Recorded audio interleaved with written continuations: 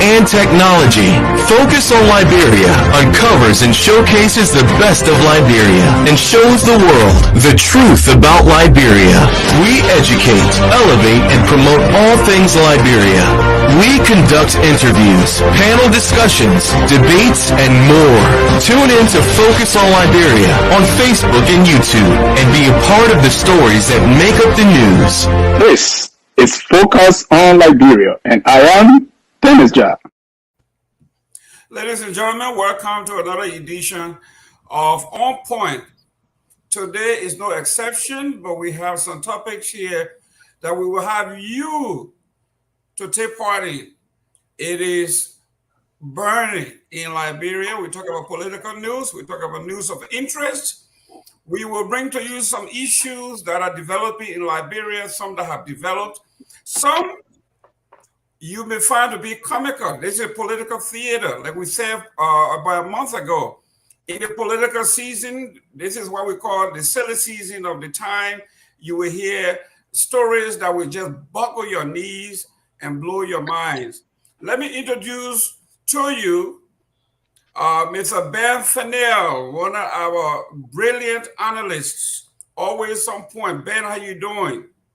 I want to say I'm doing fine. I want to say hello to everybody here with me, you, the host, Mr. Padmo, Mr. Dwalu, to every Liberian hearing the sound of my voice.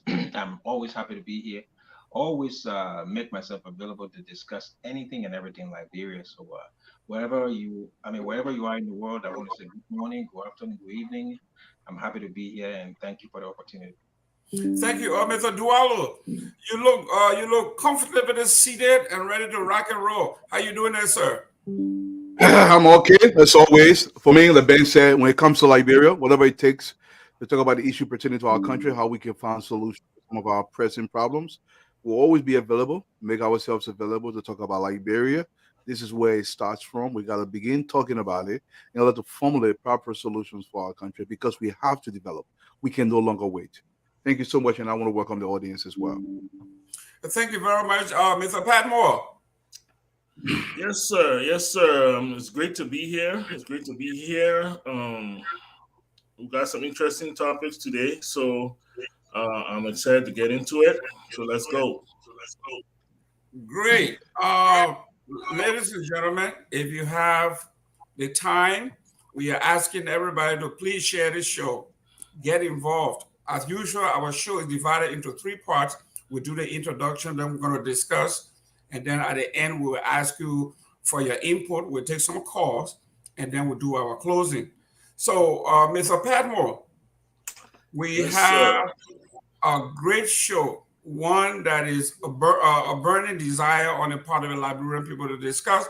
As you know, we usually take unofficial sampling of what people want to hear. And what they want to hear is exactly what we are bringing to them. So let's get right into it. We got time. We got no time here. Let's get into it. Could you introduce our topic, please, if you can? Sure. So today what we have, the first one is the incident concerning the former Chief Justice, Gloria Musu-Scott, her being attacked. And there have been several accusations levied against the city mayor, Jefferson Koijee, and one of his city police officers by many people, but including and most dominantly Councilor Jerome Verdier. So that's topic number one. And topic number two is that the Nima County Senior Senator Prince Johnson has recommended a bill for lawmakers to consider, which is for them to carry firearm. And then number three, of course, is the census. Legis has announced provisional results of the census. They are quite startling, and so those are the three topics that we have scheduled right now to discuss for today. Great, Ben. Let's go directly to it. From my end, I am calling the former Chief Justice Musu Scott to be arrested or at least brought in for questioning. She is a person of interest. She had given too many stories that just don't jive. I think she needs to be investigated. She needs to be put on the record. She is a person of interest. That's my view, and I'm going to back it up with the record here. Mr. Fennell, we are talking about the former Chief Justice, Justice Minister, Solicitor General, Senator of Maryland County, you name it. And presently, she's a practicing lawyer in Liberia, or a permanent one, and in a broil between Liberty Party 1 and Liberty Party 2, to the point where she said the contentious nature of that has come to a crescendo. Talk to me about the developing story of Gloria Scott. Well, the first thing I want to say from my standpoint, I think every crime is unfortunate, every crime. We can go into the fine print and stuff like that. What speaks out to me more here is the issue of safety and security of Liberians. That is what speaks to me more, because what I notice is that this issue is being discussed in what I would call a political frame. So there are folks who take sides as opposed to people who will say, well, how can we resolve the issue of crime in Liberia? Let me just make one point.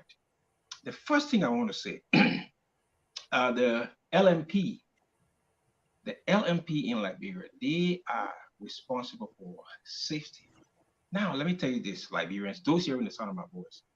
Last year, the total operational funds was 5 million. 5 million for a force of literally between 4,000 to 5,000 people. $5 million was appropriated for them, for their total operation. You talk about payroll, everything you can think about, $5 million. A force of 4,000 to 5,000 people. Now, the EPS, a force of maybe 200 people, got like $10 million. Let me tell you why this is important to me. Because budget goes to the legislature that is dominated by the opposition. And the same opposition, yesterday I heard one of them saying, oh, they should dismiss the police director, they should dismiss this. But look at how much funding we give these people. What are our expectations? What I would say, let's properly fund these people, ensure that they are properly managed, then we can bring accountability to bear upon them. But these people are underfunded, and we expect them to give a result. Let me tell you one thing, I can bet everybody on this show, Liberia don't have a sufficient or a competent crime lab. I spoke to the IG a while ago. The IG, I'm on this show, I'm saying I spoke to the IG. The IG told me that we don't have the capacity to solve crimes. Don't have the capacity. So what about looking into how we can prevent some of these things by adequately funding these people, making the resources available and holding them accountable? Now we have an incident that involved a VIP. So everybody is concerned. People are taking sides. What about Manjwa and her children? What about Manjwa? So for me, there's a larger thing I want to look at here. It is unfortunate we have this thing. Some young individual loss of life. That is tragic. We don't want that to happen. But how do we go forward? How do we assess this situation so that we come out, with a comprehensive, solution? Let me say the last thing I want to say regarding this. This is an election year. I posted almost a year and a half ago. The LMP, the NSA, everybody should come together and devise what I call a national security plan. This year, there will be heightened political activities. It will be heightened. So what I proposed at the time was that the IG should come every 6 weeks to the national legislature to give them what I call security updates every 6 weeks. We talk about the crime rate, what we are doing, to prevent crime, everything. You have to inform the Liberian people, give them a sense of security. Like I would say again, it's unfortunate that this individual have to go through this, but let's ensure, all of us, that the security of Liberians is very paramount to us by designing frameworks that will protect everybody. So for me, it's a combination of stuff that needs to happen here. And it is unfortunate I see people trying to score points last thing is we have the TRC boss, which I would term as very unfortunate, embarrassing, and disgraceful. A major crime occurred. If there's any input from anybody, it should be very cautious and should be very responsible. But to just start singling out people and making outrageous remarks, I think it poisons the atmosphere. So that's the brief I have to say on it for now. Thank you very much. Thank you. Mr. Dualo here. Let's go to the analyst paper what I have here. She spoke with them, and she gave two conflicting stories here. First, we didn't know that she had a security. She said she hired 3 security officers in the yard on duty that night. Second, she said she pepper sprayed the assailant and jumped through her window and took refuge. Then another one that she, after they tried to get into the house, into her room, in her living quarter, she left and took refuge somewhere else. Dualo, there's a whole lot going on here that needs to be deciphered. Which one is which?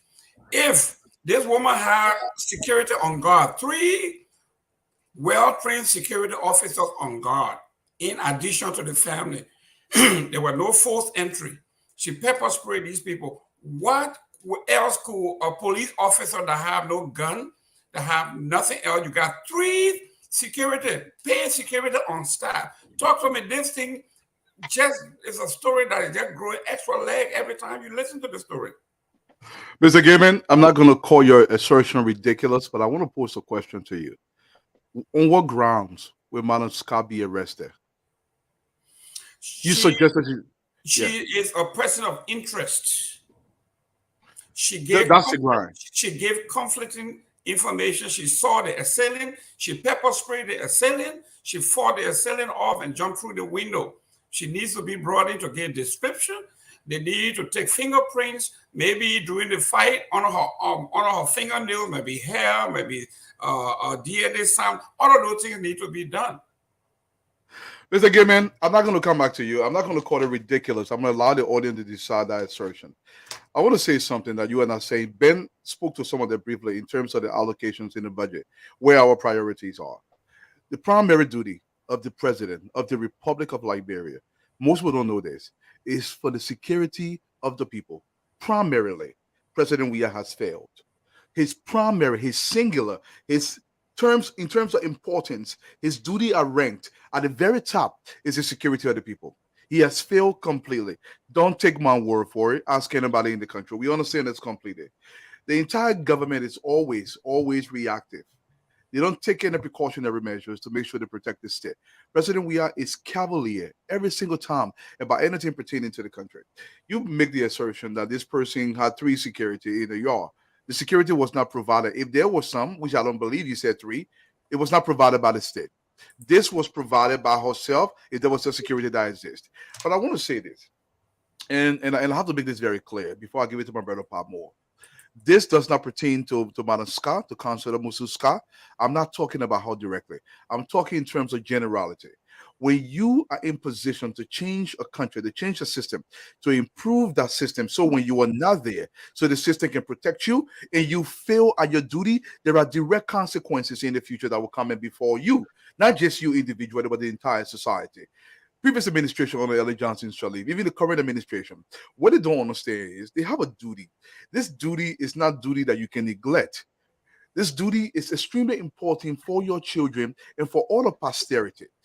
If you continue to sit back and not do what the people are paying you to do, chaos will follow you, whether you believe you build an iron gate or you build a massive fence around your dwelling. You cannot have security in the midst of a people that you have exploited over a long period of time. Eventually, the chicken will come home to roost. Now, I'm going to say this again. I'm not referring directly to Musu Scott individually. I'm referring to the system.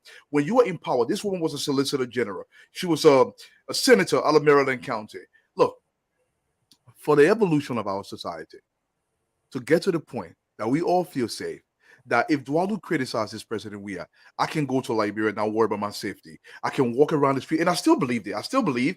I was in Liberia a few months ago. I'll probably go to Liberia next month for some time. And I still believe I'm safe now. But by the same token, I'm not going to take my safety very lightly because I understand there is no actual security in the country. And you're talking about on somebody who's actually been injured. This person should explain everything. When the security mechanism, the actual IG of the National Security of Liberia is telling you, there is absolutely no capacity. The allocation, $20 million, almost $20 million, was allocated to one man's office, President Weah's office, the entire police force for 5 million people. We're playing with ourselves. President Weah has completely neglected his responsibility. And I'll give it to you. Mr. Padmore, I like Dualo from the Unity Party.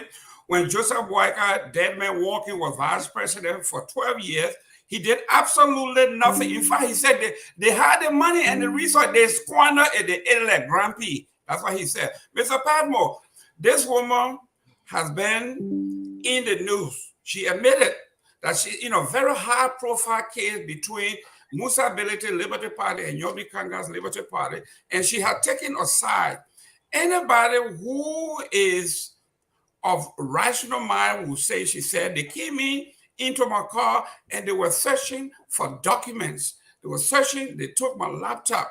You think some of the things that people will be looking at will be, who have the motive? Who is after you? What cases are you involved with? Instead, you listing the names of all those who visited you, who basically the who's who in Liberia. She listed the Solicitor General, the Vice President, the political parties. They listed all in a terribly written press release. If Gloria Scott, her name is on there. If that's a Chief Justice writing a press release that is so terribly written. This woman, no wonder when she was in the Senate, she did absolutely nothing. When she was Chief Justice, no wonder there was no reform in the system in Liberia. Talk to me. This woman needs to be questioned more. She's a person of interest. Okay, so here's the thing here. She is the victim. Her daughter was taken away from her. If the police feels that she can give more information that will help the investigation, they can definitely invite her as many times as they want or visit her as many times as they want to get statements, to give more information, to clarify things. That is part of the investigation. Okay?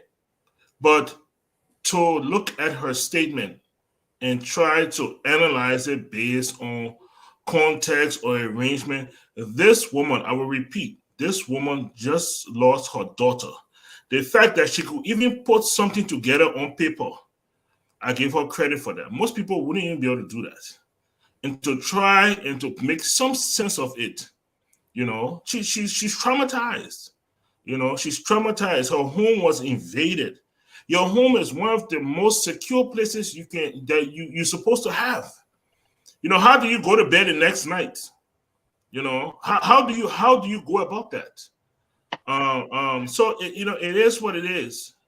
About a year ago, or a little over a year ago, the president bought 30 vehicles for the chiefs.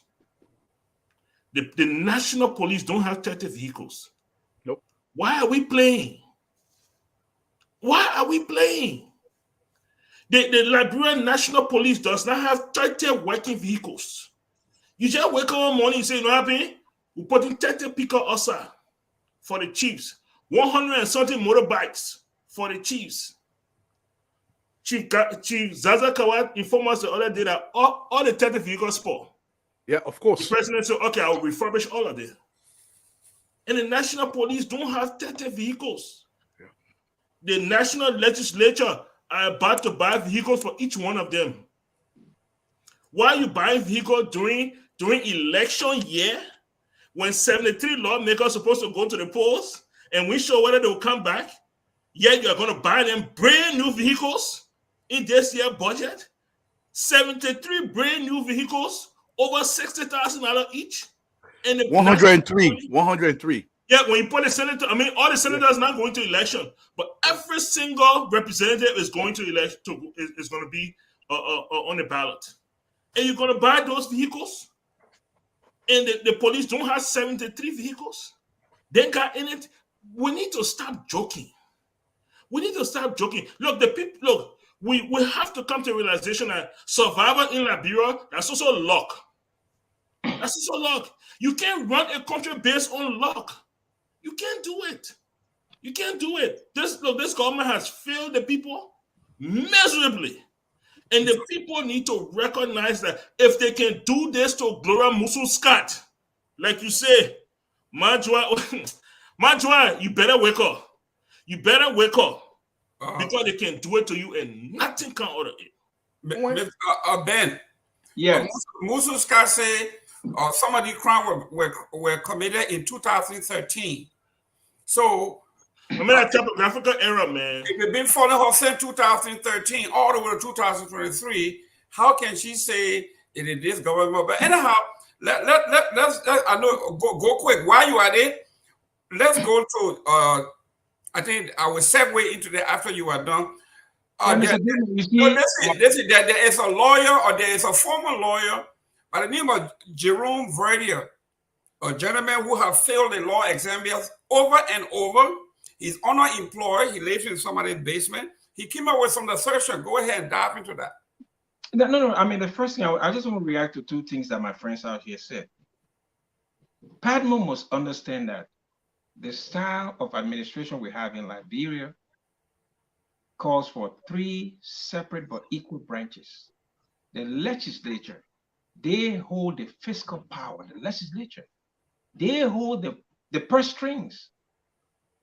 So, Padmo, I don't think you will be comfortable with whichever group is in the legislature, but looking at something that allocates $5 million to the Liberian National Police, but $10 million to the EPS, and allow that budget to pass. That's why these things, they are debated.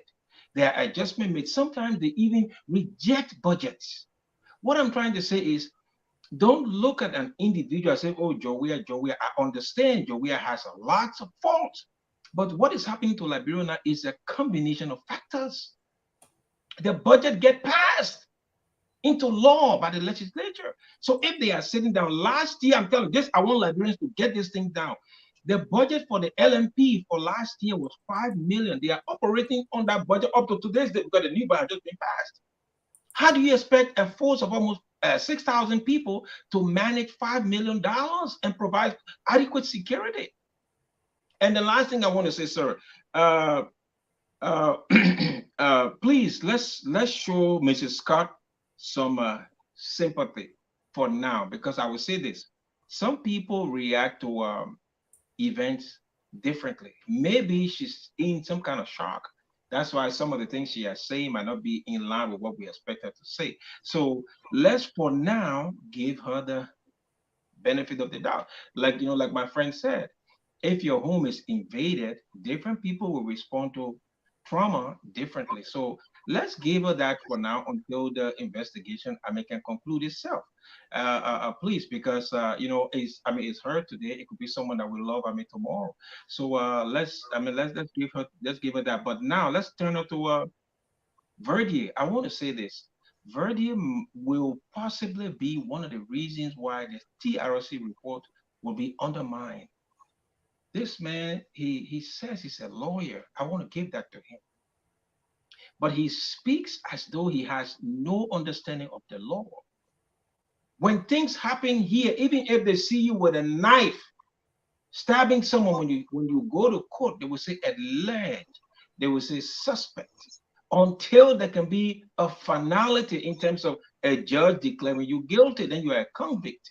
But you know what? These things happen in Liberia. Verdier is 1,000 miles away. Fair enough. He can get sources, he can get informants, fair enough. But when you are speaking on these kind of matters, you don't be too categorical, because they have the potential to poison the kids. You can't do it. Verdier is, for me, sorry, I have to declare with you, I think he's a disgrace. He's just a disgrace. The way he speaks is like it undermines the TRC's credibility. I don't even know how this man became the boss, because he speaks in a reckless fashion. This case is a major crime, is being investigated, and you are calling people names, and you are not even saying allegations. You are speaking things as if you were eyewitness. And I think that's disgraceful and despicable. It needs to stop. Thank you. Mr. Dualo, Mr. Verdier said categorically the purpose of the invasion was that Jefferson Koijee sent people at this woman's house to sodomize her. Not to kill her, not to rob her, but to sodomize her, and he knows it for the fact. Amen. Ladies and gentlemen, who talks like this? Talk to me, Mr. Dualo. Look, Mr. Gaiman, I'm a little ashamed of Mr. Verdier. And also, and I want to say this, you don't have to like Honorable Koijee. You can despise the young man. It's up to you. But at the end of the day, he still deserves to be spoken about in a way that is truthful, or we can substantiate those claims. Now, I want to say that about Verdier. Look, I've never taken too many law classes, especially as maybe a few law classes I've taken in business school, but that's about it. I'm not a lawyer, but I know enough to know that when something just happened, there's so many more evidence there. As a lawyer, he should understand this. There's so much more there for you to come out categorically and make these kind of claims that you're making, as though Jerome Verdier himself was in the room when it was happening. That's how he made it appear. My issue here is, look, I'm not going to go to the TRC report and say it undermines the TRC report. But what I will say, it undermines the credibility of Mr. Verdier substantially if he continues to speak on this issue as they have been spoken about. Now, I will concede this point, though. I'm not going to come and say Verdier is entirely wrong. Even if the evidence were true, I don't believe he should still come out in this fashion to speak about him this way, especially if you're calling a city mayor of the city's name in this way. Now, if the mayor commits the crime and you know it's committed and you can provide that evidence, please do. Don't shield anybody. But by the same token, you got to understand he still holds a statutory position. If you pin him in this manner, it could disorganize the security of the state. Look, my biggest issue about Liberia, I want us to be a society that is represented outside in a positive manner. But when we are presenting to the world, this is how we are in this way, I don't like it too much because it puts us in a position that makes us poorer. It makes us poorer. Nobody with two brain cells will want to go to Liberia now and say, listen, this is going on. Every single time we keep talking about this issue. But by the same token, these crimes have to be stopped by the government. But I want to say this before I give it to my brother Palmo. There is a consistency in the accusation of cases of grave and dangerous cases against Honorable Koijee in the country. I am not suggesting that they are true, but the accusation being against Honorable Koijee has been consistent over and over and over and over again. There is a problem too on the part of Koijee. Why is his name constantly being mentioned throughout? I will say that and I will give it back to you guys. Mr. Padmore, here we are. Mr. Verdier said not only did Koijee send someone to sodomize the lady, but that the contract was signed for $30,000, and he paid the $30,000 through a third party. And then when the case was botched, he refused to pay. So, I mean, Verdier is just, as a human being, you have to say, either something has happened that has triggered this young man's mind to the point where now I can say he's senile. He's because nothing congruent. Talk to me. So here's a couple of things, right? Is the first one is that Councilor Verdier is a learned man. So I believe when he speaks, he speaks with certain understanding. Even though in that speech there might be some frustration. Nobody has to tell Councilor Verdier how he is supposed to present information. I do not have full information on what he has at his disposal. So if he is speaking in definite terms, maybe he has definite proof. Okay? At the same time, you have to understand something. Like what my friend Dwalu said, this is not the first time Jefferson Koijee has been involved or his name has been brought up in such. Right? We've seen certain things. when Yomli Kanga Lawrence was attacked in Ghanaville during the by-elections to replace Sir Joseph after Sir Joseph left that seat, Jefferson Koijee name was brought up.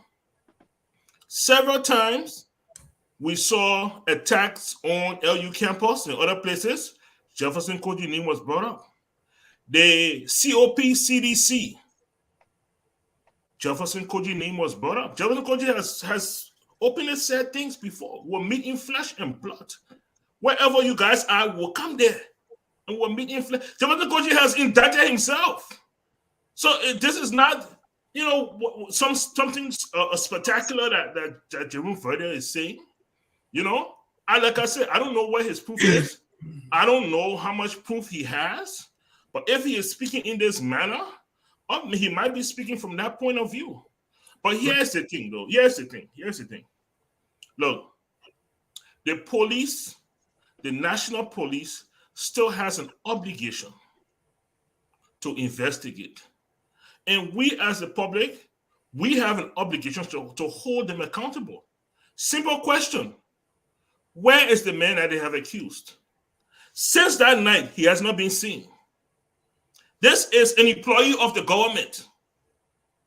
Where his name is Vali Tale or Tele. He is an employee of the city of Monrovia. He has not been seen since that night. Where is he? Isn't that suspicious? That as soon as he is accused, he disappears. Mr. Padmore. I'm just asking questions. Let me bring you to an attention here.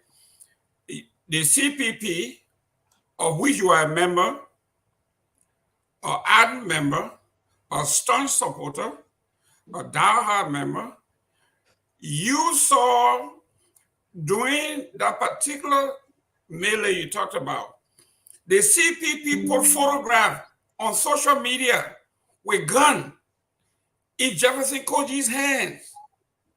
And everybody was running to it. We went to find out that it was photoshopped. CPP, at the behest of Mr. Cummings, they paid people to crop those photos and put a gun in the hands of the man, and it looked so real. There was no CPP at that time. Let's see. I'm just telling you that all. Okay, whether it was COP, it was CPP, you all were together, and you put gun in Jefferson Koijee's hand, and it looked so real. Thank God. Stop it. Excuse me. Until finally, the sedition and the intelligence came and said, "Come on, guys, y'all do better." But we found out that one photo you put, we are oxymoron.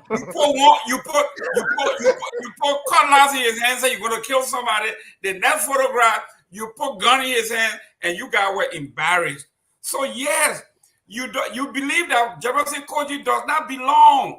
So those of you who are in the ruling class, you do all you can to make sure that this guy look bad. Mr. Dualu. Talk to us. Oh no, let me go to Ben. Ben. No, let me talk to you for 1 second. Ben and waste more. Mr. Gamer, you gotta stop this. You see. 1 second. People, go ahead. I want to tell a second. Listen. Go ahead. You cannot tell anybody to control what somebody does on social media, and that cannot be attributed to legitimate political parties in the country. I want to make that distinction. That's what I want to tell you. Anybody can crop any photo. Ben, it's up to you, buddy. Yeah. With the issue of this young man names being in every case, you see, I want my friend on this show to realize that in Liberia, during my lifetime, we've all witnessed stories, heinous stories that have turned out to be patently false. So no matter the frequency, no matter, all of us should endeavor to seek for the evidence. I will tell you this, my brother, it is very easy to say anything. Most of us on this show, we work hard to earn our reputation. And if we condone others to recklessly say things, and we try to justify their action by saying, "Oh, this man, everybody attacking him," it could be him today. It could be us tomorrow. I remember when Harry Gree died, the same thing. This guy from NOCA, what was the lawyer name? Addison? Yes. Allison died, the same thing. You see, people throwing out so much suspicion. Sometimes the amount of suspicion have the capacity to sway the investigation. Let the police do their job. We can have problems with the police. We can. But let us demand that they do their job and come up with a report. When they come up with their report, we can critique the report. There'll be But no you report. see all these things, what happened? It prejudices the case. Most of us who are talking these things, if we are asked to produce evidence, they say, "Oh, but you probably put that on, you can't believe it." But no, for me, I don't believe anything I But hear. let me ask you a question. Let me ask you a question. Who creates the condition for the prejudice of the case? Listen. I want my accusation to be evident. But that's why, let me tell you the last thing I will say here. I go on many shows, they say, "Oh, George, we are stealing, George, we are stealing, George, we are." I said, no. I will not say George, we are stealing in the absence of verifiable audit. If we audit George Weah and the audit report say, "Well, George Weah stole money," I can call George Weah a rogue. But I cannot call George Weah a rogue in the absence of evidence. All I'm trying to say is what we are saying, anything about Dwalu, about Patmo, about anything, it should be factual. It shouldn't be gut feelings. It shouldn't be. Because what happened, once that story gets out there, some other people don't wait for evidence. They run with that story. And the story gets discolored. By the time it hit the last line, it's something totally different. We have to be careful. Mr. Patmore, Jerome Verdier, the last one, so we can get off here. He said the president sodomized the 3 boys that got missing in the St. Moses stuff. Those 3 boys were sodomized by him until they died. Then they called St. Moses to come and clean up the mess. He said the president personally sodomized these people to death. What is this about sodomy that Jerome Verdier is so infatuated about? How can you say that it is factual? You had the evidence that the president sodomized 3 people to death. I don't know. I don't have that evidence. I never heard Jerome Verdier say that. I didn't say he didn't say it. I didn't hear it. He said it. Sir, I did not hear him say it. I have no evidence of it. I don't want to speak to something that I have no knowledge of. Okay, great. Mr. Dwalu. Well, I would say this. The claim is ridiculous on the part of Mr. Verdier, Councilor Verdier. And like I said, we have to give him the benefit of the doubt. And I want him to sufficiently substantiate those claims because they're serious. They're very, very serious claims. I don't know why he would say them, even if they were true. Let me repeat, even if they were true, and Jerome has evidence to substantiate those claims, he still has to hold on to them and not to bring them out in the manner that he did. That's just for me. Because at the end of the day, the persons that he's pointing finger at, I will give it back to you guys because there's so much more that I can say here, and I'm not going to spread out. Yes. I mean, Dwalu don't want to say, but let me say something. Yeah. For the fact that, like I was saying, for the fact that this man is a high-profile individual, he was later the chairman of the TRC. The TRC indicted prominent Liberians, recommended some people for prosecutions. So if this man is this kind of reckless, especially so saying things in the absence of, verifiable evidence, then we have a problem. Because this man, like the host said, I listened to the show, and somebody didn't tell me I listened to the show. He said George Weah sodomized the 3 boys. And after George Weah was done, he ordered St. Moses to clean up the mess. I'm like, how do we talk like this? You can say it is alleged that this thing occurred, but you are speaking as if you were an eyewitness. You were not. You were not. I don't think George Weah was happy that we were having sex. So what I would say is, in a professional manner, you can say, well, it is alleged or it was brought to my information that this is this. But you are speaking as if you are a first-hand observer, as if you are experiencing these things. It undermines his credibility as well as the credibility of the TRC report. TRC report was not Jerome Verdier's brainchild. Well, He was just one person on a panel. He was the chair. But listen, let's move on to the next one. Mr. Dualu.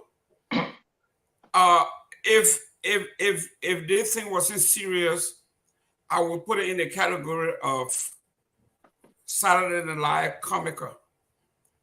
Prince Y. Johnson is suggesting that he's going to introduce a bill based on what happened to Honorable Scott, that all senators, including himself, be allowed to carry arms for self-protection. Remember, he didn't. This heinous crime happened to Honorable Gloria Scott. He didn't say let's send armed police or armed guard to Gloria Scott's house. He said he needs to carry arms to protect himself. He's afraid. I mean, sometimes you wonder what's in the water in Liberia. I can't believe this man that was on video slapping his secretary with a gun and killing people all over the place randomly. And saying now he's afraid, he wants guns, and all the other senators, they're yelling, yes, they all need guns to be walking around as though they are not from the West, seeing what happened in the United States here. That now everybody is now in Liberia going to have something called Second Amendment, the Liberian version, starting with the lawmakers carrying guns armed to the teeth. Most of these people are murderers, they are killers, they are warlords in the Senate and the House. Mr. Dualo, what is your take? Do you want to give Prince Johnson the right to carry on? Yes, I want to give him right to carry on. Let me tell you this. When a society is destroyed in its fashion, there is no accountability, there is absolutely no security. And the president has neglected his responsibility to the people, chaos ensues. Prince Johnson is asking for a gun, but I want to say this to Honorable Prince Johnson. And what I said, the very first thing I said when the show started today, the government primary duty is to provide security for the people. What makes Senator Prince Johnson believe that by he carrying a gun makes him safe? If that's the case, let everybody in the country be allowed to carry a gun. Allow the entire country to carry a gun. I'm all for that. Let the whole country carry a gun. Look, Senator, this goes back to the way we treat the people in Liberia. The people in power, all they care about is themselves. As long as they're taken care of, they believe the entire country is fine. And our people allow this to continue over and over and over again. So Senator Prince Johnson feels it okay that those in power should be allowed to carry weapons. But here's the thing. If you think you're going to carry a weapon and the population is not going to carry a weapon, you're out of your freaking mind. Find a way to create serious security in the country. Take the police force from being President Weah's personal fiefdom, his personal police force. Take the Justice Ministry out of the CDC arm from being personal Justice Ministry for President Weah. Take the NSA from being personal. These are institutions to guard and protect our society. But we are taking all these institutions and we are making it personal, the personal property of President Weah. What do you expect? Prince Johnson will request this because he believes he can get this. And I believe they will get it because they will pass a law. But in that case, and if I have my own power, I believe every single Liberian in the country should buy a weapon to protect themselves. Because the legislature and the judiciary are not going to protect you. I'll give it back to you. You don't know me. Mr. Johnson, to my Holy Communion, to my family, my children, I told 9 months, I do not know anything. It's just a plot to kill grade. And all those people plotted to kill grade. So grade went to I was not here. But you heard it. I was sick. I can't tell you I was. Oh. Liar. I heard it. No, I heard it. I was trying to say I was not here. Sorry. Shit doesn't ask you yet. No, I said I was. Nobody came back here today. So I said I was not here, but when I came, I heard it. That's what I said. You don't know. No, I said I was not here. That's what I said. But you didn't hear what news? When I came. Now you didn't hear what news? To the States? How come no weekend I hear so? Ladies and gentlemen, this is what we are talking about. He said, give me my pistol to kill her. Yes, go ahead, Ben, real quick. Yeah, you see, Dwalu, and to some of my friends watching this show at large, we have two major laws in Liberia. The Constitution of Liberia, the 1986 Constitution, Article number 19, specifically ban individuals not related to the army or the cops to have arms. Number two, in 1986, in 2006, Ellen Johnson Sirleaf passed, you guys can search it, Executive Order number 6. That was one of her first acts, banning, what she called then was the total ban on firearms, total ban, except for hunting rifles.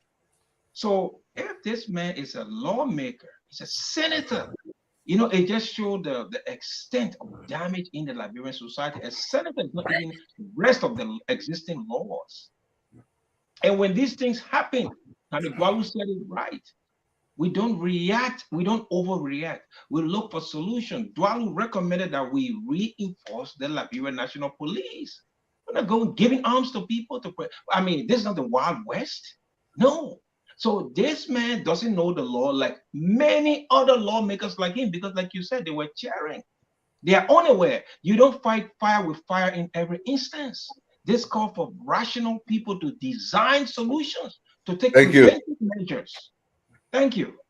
Mr. Eastman, welcome here. Mr. Prince Johnson and his likes are taking advantage of Mr. Eastman. If you could move up a little bit, bring your camera down. People are taking advantage of this misfortune of Mrs. Scott, to now taking advantage of it and becoming self-fulfilling crusaders for guns. We are talking about murderers. You heard on the video, he's mad with her. He told her, "For bring me my pistol." And he killed her because she disagreed with him. She said she wasn't here. She's not aware of it. Sincerely pleading. She couldn't speak to something that she's not aware of. She was not here. Mr. Eastman, Prince Johnson wants everyone to have guns. You are muted. You are muted.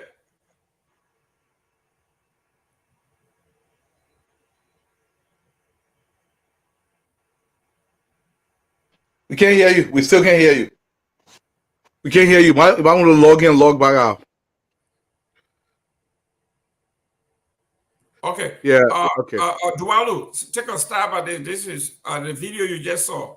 Look, Mr. Gayman, what I'm going to say is some people are going to get mad.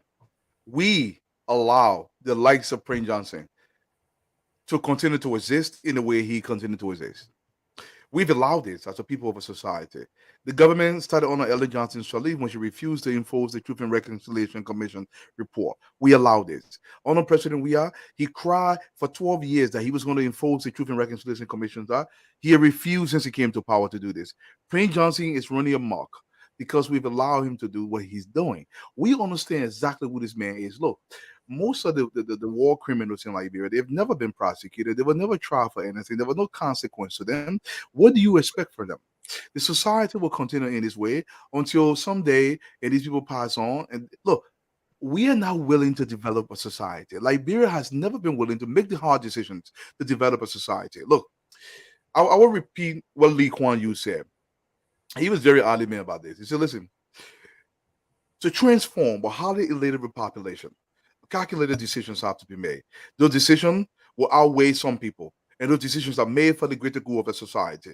And he continued, in order to transform Singapore, in order to make sure we build a bustling society in its location, people that are destroying this country, who will set this country back, if it costs me to kill 1,000 students who are destroying this country and stopping this country from moving forward, I will do it without hesitation in order to make sure we don't have another 200 years of total chaos in the society. Are we willing to make the kind of tough decisions in Liberia where we can say, well, listen, in order to curb the Zogorization of our society, in order to increase the illiteracy rate in this country, in order to build a stronger army, better institutions that govern the society, we will make the hard decisions. Even though we will lose vote in certain areas in this country, but eventually people will see our vision that we are willing to develop the society. Are we willing to make this tough decision? We are not. So we want the results of things that we are not willing to pay for. No society on God's green earth has transitioned from this level that we are, from chaos into a state of stability and upward development without making tough decisions. We have to make the decision. Prince Johnson will exist. Prince Johnson will flourish because the environment we have created allows that. I'll give it to Mr. Palmore. Mr. Padmore, honestly, I know you're a businessman, you got family, you got children, you got nieces and nephews over there. Is this reasonable? Are we taking advantage of this woman's misfortune to gain political points by saying we should all carry a gun? Everybody is now not safe in the country. I read a little bit more into it than that. I see this as an admittance that the security situation in Liberia has deteriorated. I see this as an admittance that the security apparatus is unable to provide the kind of security that Liberia needs. That's what I see.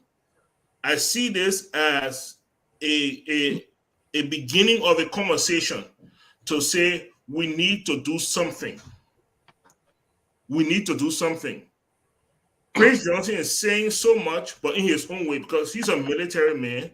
So he won't say we need to do something. He will say, I need gun. I need to protect myself. You know, everybody is not handy with an arm. Everybody is not comfortable carrying a gun. So obviously everybody doesn't want to carry a gun. It's the same idiocracy when the president said everybody must get CCTV. You know, those are not systemic approaches to problems. You know, and so this is an opening of a conversation. Obviously, we've gotten to the point now where the leaders are saying, "Look, I don't feel safe." And if the leaders are saying, if Prince Johnson, who is a trained military man, is telling you, "I don't feel safe," what about the common man? What about you and I that speak against the government and go Liberia? How do we feel safe? You know, so obviously a conversation needs to be had. Does the police need to be further empowered? Do we need new laws? Do we need to revisit how the entire structure, does it need to be decentralized into more of a county focus? Because maybe the crimes that are in Monrovia are different from the crimes that are in Zwedru. You know, so how do you go about it? When was the last time the police director was in Zwedru? They don't even have 30 cars versus a helicopter to go to Zwedru. So I mean, during the rainy season, the security apparatus in Zwedru is totally cut off from the security apparatus in Monrovia. How do they coordinate? I believe that, but these are the serious discussions that we need to have. We are not having. And because of that, our country is not moving forward. And this is what needs to happen. So before the president make another music, can we have a conversation about the security of Liberia? Great. Ben, before I come to you, you noticed that Mr. Padmore went rambling and went all over the place. He didn't say one time, this is what Alexander Cummings, the 1% man, has as a political plan for this. He never said that because he doesn't have it. He doesn't have it. Now, Mr. Ben, we need just a few seconds and so we can go to our leges. We're running out of time here. You wanted to say something? Yes, I would just have to be fast here. I want to just respond to one thing Dwalu said, just to reinforce what he said. I think this is my interpretation. When he says we, the kind of society that we have created, I want to assume that he don't mean ordinary Liberian because yes, I mean exactly that. I mean exactly that. Hold on. Let me say this because when we say that, then we must understand how human society runs. Human society have what they call hierarchy. The ordinary Joe Blow don't make decisions. When I want any transformation in any society, I will emphasize the quality of the leadership. That less than 1% that dominate the society. So I will not look at John Brown in the street, because John Brown in the street doesn't know. John Brown in the street needs leadership. So the leaders of the John society, Brown vote the right way, man. those are the ones that I would hold accountable. Okay, next thing, just on what you said, Mr. Gaiman, people vying for leadership. I have written countless times, in regards to how security in Liberia can be transformed. We have the ANC, Unity Party. I can tell you this, they have offered nothing in terms of alternative. Nothing. What have you offered? Excuse me, sir. Don't get anybody fair to deal. I just premised this by saying I have written several times. I have laid out my diagram. That's correct. Security. I will tag you guys in there, two of you guys. But what I'm saying is the people offering themselves out there to say they want to lead Liberia. There must be provisions of alternatives. What would the Unity Party do with the Liberian National Police? What would the ANC do with the Liberian National Police? We've seen nothing. We've heard nothing. It is okay to say Georgia is not doing a good job. It's okay. But let's also, in the same breath, offer alternatives. Let's offer, suggestions. On this show, I just said, I hope that the legislature can develop a framework by which every 6 weeks, the IG will come and give them security updates in terms of the crime stats. Every 6 weeks. That is a blueprint. So the IG will have the full responsibility of coming to the legislature and explaining to them the current security in Liberia. But if you want to vie for leadership and you offer nothing but just criticize, then you should just be quiet, because you just say nothing. Thank you. Let me come in. Let me mention my name. Be quiet, Mr. Gaiman. I beg you, I gotta answer for 1 second. Go ahead. I want to say this to my brother Ben. People who knowingly elect corrupt politicians are not victims, they're accomplices. This is not coming from me. The wise man once said this. Our people are not fools. They're making decisions. The consequences of the decision before them, don't feel sorry for them. Let me tell you something. To my brother Sam Wololo, I'll tell you this. I'll repeat this very clearly so you can understand it. If we set up institutions, do you know Liberia has execution laws? And our law requires you to execute corrupt officials, millions of them, so this society can no longer be in its place of shame and disgrace. I'm all for it. Execute them through the system. There should be executions in Liberia every single day if you're left with me. Through the system. I'm not saying arbitrarily to go and execute people, but some people have to go for that society to develop. Look around the world. Don't take my word for it. Every developed society that has developed, that has transitioned from a place of chaos and disorder in order to a place of stability, they executed a bunch of people. Think the French Revolution. Think the American Revolution, the Spanish Civil War, from Argentina, everywhere in the world, to Mao Zedong, to Deng Xiaoping, everywhere in the world. There must be structure and order. And sometimes it takes institutional execution to get that done. I'll give it back to you. Yeah, ladies and gentlemen, listen, guys. No, something. It's a no call. Go ahead. You see, real quick, Dwalu, politics is interesting. The only revolution that have succeeded in the world, politics is what I studied. The only one that have succeeded is the American Revolution. What? Every revolution along, I'm telling you, let me tell you, probably you guys don't know.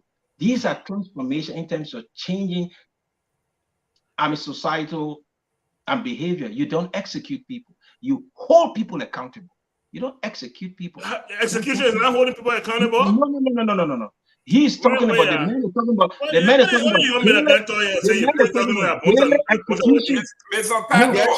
talking about daily execution through the system.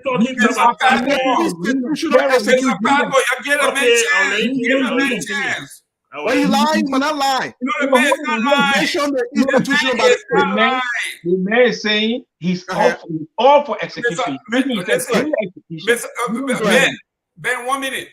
Dualo, do you believe that everybody in the United States around the world that were executed for crime, do you believe that they were all wrong? Most of them are not a question. No, I'm asking you. The way you're posing the question is that made the question clear. I'll give you another chance. If you support the death penalty, I'm telling you, everybody that have been executed in this country around the world for crime committed, do you think they were all wrong? No, I don't believe they were all wrong. Okay, great. So then we don't want to kill innocent people. Let's move to the next one. No, don't say that. Don't say that. Let's move to the next one. Let's move to the ledges. Ladies and gentlemen, we have census done. We have the result, all the preliminary results of the census. And it rubbed me a lot of people the wrong way. One in particular is Ben. Ben. We were on this show and we were talking about the census. And the people from the opposition, their only concentration was on Grand Cru because the number in Grand Cru increased. But yet and still, they have not taken into account that Grand Cru and the Putu Mountain in Grand Jide are now the new gold rush center for the entire West African region. When you go to the Putu Mountain, it is now a small republic of Burkina Faso. The Burkina bees are all over the place in the Jide forest, and they have been reported by the international community over and over. Same thing in Grand Cru. So here we are. Nobody want to talk about this. They are talking about Grand Cru. All the increases that went on around the country, only Grand Cru because they're home of the president. Somebody even said, what are the activities in Grand Cru? They don't even have a hospital. And that's a lie. We got two major hospitals in Grand Cru, in Grand Cesse and then in the capital. So my people, what is it about Grand Cru? You forgetting about River Cesse, Grand Jide, Grand Bassa, all the other places, Nima, that almost double their population, but it's a Grand Cru. Mr. Fennell. Yeah. Mr. Fennell just spoke. No, this is a pet peeve. This is his pet peeve. Mr. Fennell, what's about the census that burning you? Yeah, you know, I would say this. I don't like to speak about things that I'm not totally informed. Legis gave us a warning in the report that they released. They said their final report will be released in May of this year. Let me tell you why that is key for me. I want to see the data sets. That's number one. I want to see what inspired the growth. You see, before we went in this activity, I was telling people I wanted to see the census methodology. There are ways these things are designed, there are ways they are framed. Legis did not make that known to us. So now they gave us numbers that they say they are not the final numbers. I want to know what influenced the final number. What were some of the factors that influenced growth in those counties? For now, we don't have them. So if I say anything, I will not be speaking from an informed standpoint. So I would say I will hold my horses on the census until Legis can release its final report. The report that I see now is not convincing to me, but I'll have to hold my horses for the final details. Thank you. You can read, man. Mr. Dualu, you're talking about killing folks, and I understand that for corruption, and you know that Joseph Boyka in your administration, one of the most corrupt officials in Liberia. So I know you're gonna. Please don't kill this old man. Don't shoot this old man. Don't shoot Ellie. Don't shoot Robert Salih. Don't shoot Fuma Salih. These people have to be tried in a competent court of jurisdiction before you kill them. Don't kill. I know you are a military. That's exactly what I said. That's exactly what I said. You are a military man. You are a military man. You understand Prince Johnson. You're on the same page, but you know very well if you start killing people, you will start killing people from the vice president, and that's bad. Padmore, I mean, come on now. No, you gotta come to me. Dualo for the Unity Party. You're gonna kill people. You want to kill people. You want to kill people because that's how Marty's on. All the terrible human beings he just named. Those Marxists he just named. He killed all of them. He's now bringing them Liberia. Those of you who talk about democracy, Duala is not a Democrat. He's a Marxist. Go ahead, Mr. Dualo. Thank you so much, Mr. Gayman. Look. Let me establish a few facts most Liberians don't understand. Liberia, under Liberian law, we have executions. Whether you know this or not, we do. The execution I'm talking about, and I will repeat this again, say this very slowly, Mr. Gayman. You can spin it after the fact. You're not taking people on the beach every day to kill them. because you just want to grab somebody. You just Put them said to daily. You said daily execution. Yeah, I said daily execution. Yes, that means you go through the institutional process. If they're found guilty, if it calls for execution, you execute them. That's exactly what I said. Institutional process. If it calls you to convict them daily, you convict them daily. So let me tell you something. We continue to play with the lives of our children and the future of Liberia. We got one person that will hold an entire country hostage. And they're sitting there and say, oh, you're just leader, man. Why 10,000 children are dying?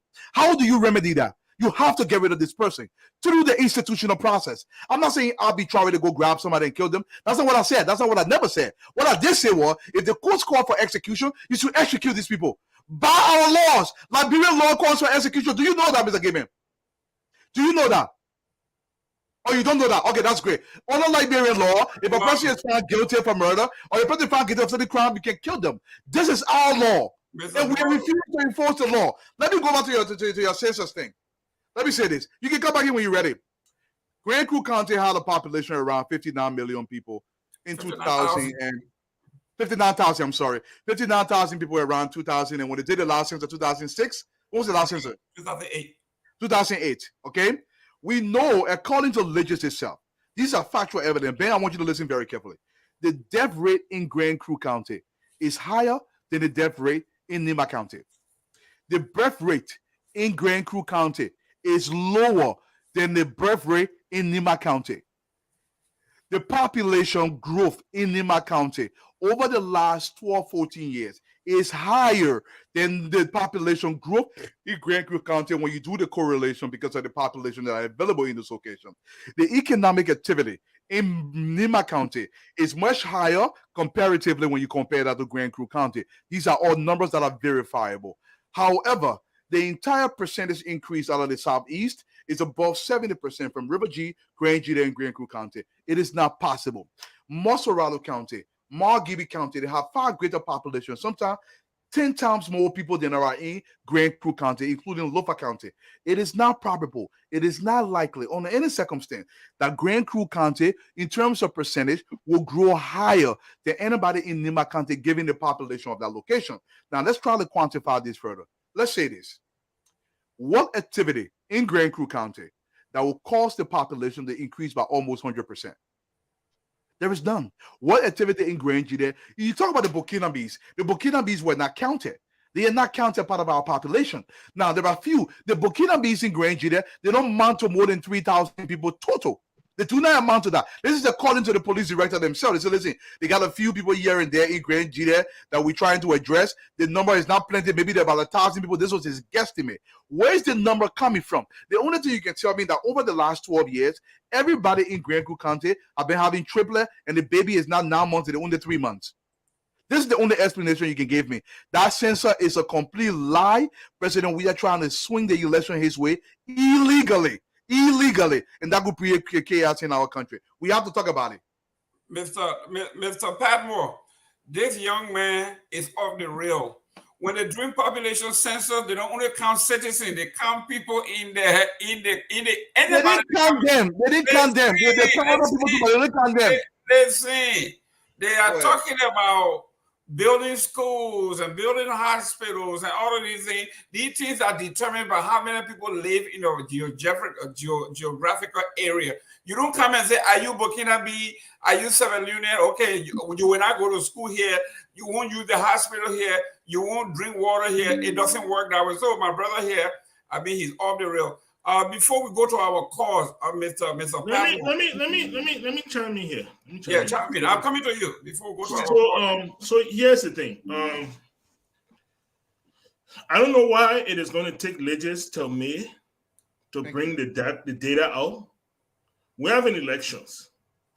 Based on the Nima County numbers, Nima County should have more than 9 districts, which means more than 9 representatives, which means there needs to be redistricting done, which means the Nima citizens need to know that and know what district they fall in, and so that people who are interested in running in Nima for those new districts can step up to the plate. This is I don't understand what they're doing. The other thing we need to know is there's 100% increase in Grand Crew. What are the ages? Because 18 and above.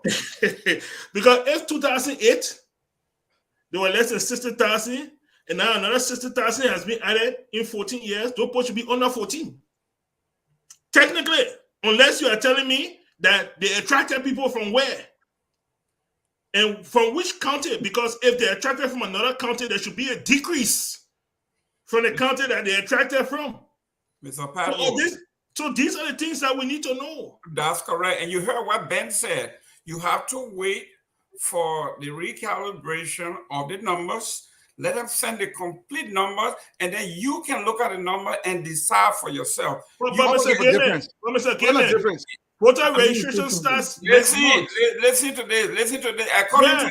According to you, 14 years, if the population was 15, or the population was 18. In 14 years, if all those kids were born, they all should be either under 14 or 14. So they wouldn't bother you when it comes to the voting population. So it doesn't bother you. What I'm telling you, when you talk about districting, redistricting, those things, you talk about money, you talk about financing, you talk about budgeting, they need to take their time. In May, when the numbers come in, that's a whole different mapping that needs to be done. So that's a different. Go ahead, Ben. So we'll go to our comments and calls. Yeah, I mean, one last thing I want to say is, so you see, Dwalo raised some interesting points, but you see, I can ask him and my other friend here, Padmo, what are the census methodologies? They won't tell me. What are the factors that influence the growth? They will only speculate. My brothers, I understand. Ask me. See if I can tell you. Ask me. What I'm saying is, ask you. What I'm saying is. No, hold on, someone. What I'm saying is, we have an officiating body that is telling us that the numbers we are giving you are preliminary numbers. They are not final. And with the framework that led to these numbers, we are unaware. So until they can tell us, preliminary, define preliminary for me. Define preliminary. Preliminary means final. It means it's not final, but it's not going to change substantially. You and I both know that. Mr. Dwalo, you get into listen. Yeah, excuse me. You see, Legis, what I'm saying is, if you and I, if we were aware of the frameworks that lead to these numbers, then we can speak. But we don't know the methodologies that they employ. We don't know. So until we can learn those things, look at the numbers and assess. No, what I'm saying, listen to this. I'm just telling you that the census methodologies, you and myself, we are unaware of it. Until they can be given to us, until we can assess this number based on what they said. We know that. It's public record. Okay, guys, listen to this. Public record, we know. Listen, guys, ladies and gentlemen, we have the number. The phone lines are open. You can call in. But in the meantime, we're going to go to some comments. Can we put some comments and we start reading our comment, responding to the comments? If you got calls, you can call in. And then I will go ahead and start recognizing our people. We got some loyal followers here that needs to be recognized. Mr. Shea, can you please put forth some comments? Or the telephone number, guys. Please join this call. Telephone number is 605-313-6004. And the code is 791-403 to join the conversation. You can agree with Dwalo and kill everybody starting tomorrow. Monday, Tuesday, Wednesday, Thursday, Friday, Saturday, Sunday. Tell them you got a whole menu of who you would kill. And don't lie on my boy Padmo because he didn't do anything right. You want to start your trouble. The number is 605-313-6004. The code is 791-403#. Let's go to some of the comments here. As the calls come in, they will put them, but let's do some comments. Mr. Padmo? Dwalo, this from Sunday T. Washington. Yeah, I'm asking me, but that's Sunday name. But hold on, man, hold on. So Sunday, I gotta read Sunday. Dwalo, there are more Namibians. What is it, Namibians? There are more people from Nima in Grand Crew, especially Barclayville. That's what he was trying to say over there. Okay. Alexander Hayes says, somebody mute yourself. There's somebody in the background. Please mute your phone. There are more Nambians in Grand Creek County, specifically Barclayville. Okay. Samuel B. Austinfield, Maryland, River G, Grand Gita, Sano, Bassa are one county. It was party that caused these counties to be created in order to divide the quiet people. A whole different conversation there. Elvis Morris says Jerome Verdier was reckless in implementing this guy in a heinous crime. He could have been killed by mob justice simply based on Jerome Verdier's accusation. I think he meant implicating. But Moses Graff, Gaiman, you're talking pure rubbish, saying things that you have absolutely no knowledge about. Fixed Electronics says that Focus on Liberia, undefeated, #1 show in the game, all-star panel. Thank you so much. All right. They're not talking about you, Gaiman. They put out on you today. You see, my boy Dualo will come for you. Dualo bro says, as always, I'm watching from the George Floyd Memorial Square in Minneapolis, Minnesota. Fixed Electronics said Mr. Kofa is a great mind, a tech guy. The government can use him. Seattle is sweet though. Achimo Fredericks says Ben Kofafin is a replica of Randy Dapple. They both help destroy the future of the present day Liberia. You all be done. Alexander Hayes says, George, we want underage children to vote, just how the small soldiers and kids voted for Charles Taylor. Oh, Lord. Samuel Austinfield again said, you have about 4 unrelated tribes in Nimba. Therefore, it makes no sense dividing the Southeast with the same dialect in thousands of counties. Let me say full county, you can full county of 1,000. MT4 White says the initial numbers were to test the waters, to see the reactions of Liberians. There is nothing scientific to it. If they had something scientific, they should have explained that to the Liberian people, highlighting how it will be presented differently later. The Liberian people thinking. Sam Wallow says every political party should be excited about the census data and have people huddle around the table digging into this data to help inform their strategy. Instead, folks are starting to whine about potential cheating. Get to work. That's CDC, man. Yeah, of course. Former Livingstone says, Mr. Finn, when are you going to Liberia to start your campaign? The same time Comey is going. Comey is in Liberia, Chief. Yeah, Liberia. Comey been in Liberia since 2016. Yeah. He has not left. He's a resident of the country. I saw him dancing buka in North Carolina the other day. Go ahead. And the numbers are up. Do we have any calls? Yes. Go ahead. I was hoping Sam Waller called, my brother Sam Waller. Listen, Dualo, slow down. Did you take a meds today? No, actually, I'm about to go take them. Okay. Ladies and gentlemen, your name and where you calling from? Go ahead, caller. Yes, can you hear me? Yes. Can you hear me? Yeah, I was calling about the information from Jerome Verdier. Your name. Your name, please. Excuse me? Your name. My name is Dr. Cllr, calling from Atlanta, Georgia. Great. Jerome Verdier, as a former chairman of the Truth and Reconciliation Commission, has a higher standard than the average man on Waterside or the average man in these communities, in Liberian communities in the state.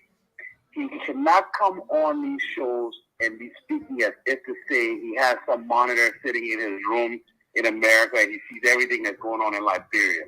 Not one time has this man used the word allegedly, or I heard from my sources, or what have you, but he comes out here and he maliciously spews lies about people that he doesn't like. I don't like the way the country is being run. I don't like the incompetency of all those in government, but I'm not going to sit here and listen to Jerome Verdier lie to our people, knowing that our people are gullible and people will believe them based on what side of the aisle they fall on, whether they're against Koijee or whether they're for Koijee.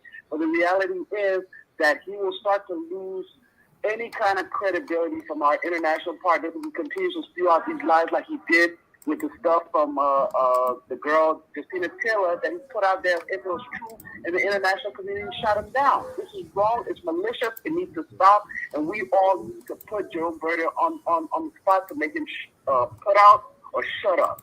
Thank you. Thank you very much.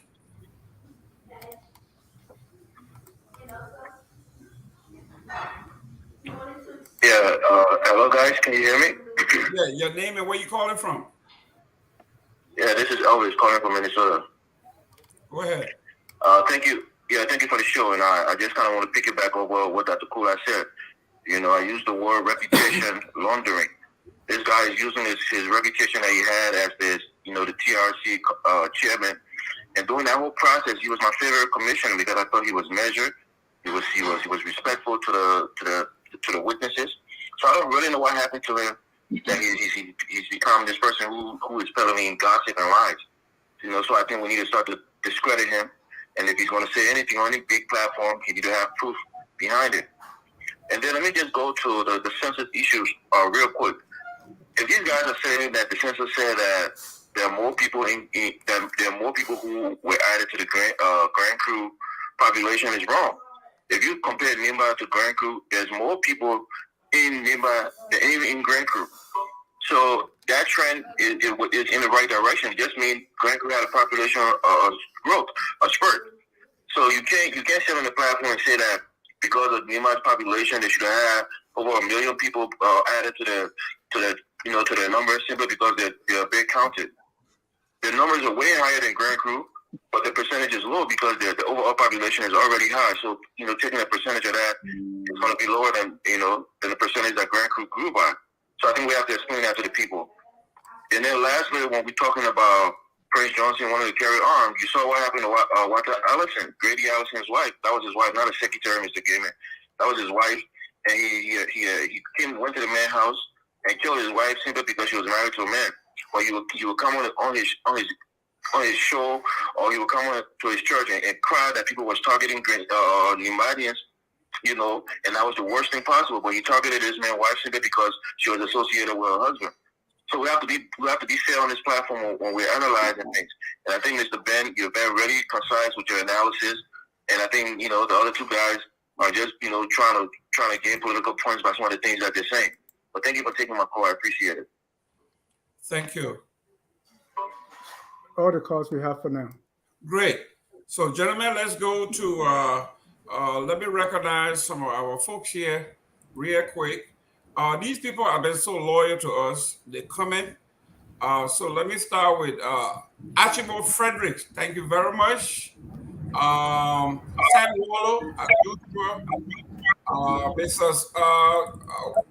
Sunday Washington, Florence Kingsley, M. Telfo White, Samuel B. Austinfield, Zazawa J. Nebo Blah, Flomo Livingstone, gentlemen, Harrietta Kona Morgan, Manny Packard,